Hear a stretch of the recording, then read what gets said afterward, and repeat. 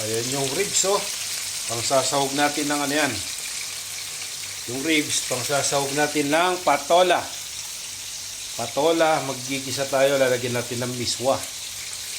Ayan, oh, nandyan na yung bawang sibuyas. Tapos meron tayong dalagang bukid, oh.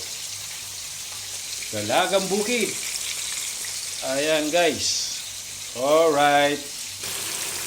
Ayan, guys. Nailagay na natin yung patola. Isusutay-sutay lang natin. Gisa-gisa lang, oh. Bago natin lagyan ng ano, tawag dito, sabaw. Bago natin lagyan ng tubig. Ayan, oh, lalaki ng tipak ng pangsahog. Ito naman, malapit ng maluto. Ayun na yung naluto natin. Ayan, guys, oh, nilagyan ko na ng sabaw, oh. Wow! Ayan na. Tapos ito yung gagamitin kong ano, miswa. First time kong gamitin yan. Dati ang ginagamit ko yung ano, yung manipis. Ayan, ah. Ayan na, ah. Lalagay na natin itong miswa. Itong ganitong klaseng miswa, first time kong gumamit yan. Hindi ko lang alam kung maganda ba yan.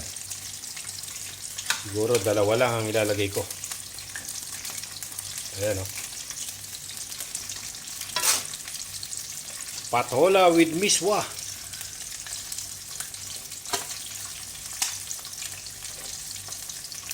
Ayan, dalawa lang muna ang ating ilalagay. Baka magmukha naman siyang Mickey. Ginisang Mickey. Alright. Ayan na siya, oh. Nagkahiwa-hiwalay na. Feeling ko luto na tong aking ginisang miswa. Baka ma-overcook yung patola. Tikman muna natin, guys. Ayan, oh.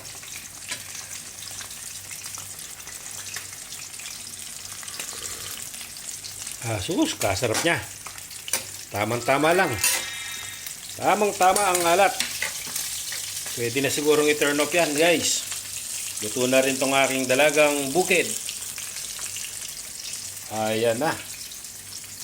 Hintayin ko na lang si Mrs. para sabay kami kumain ng dinner.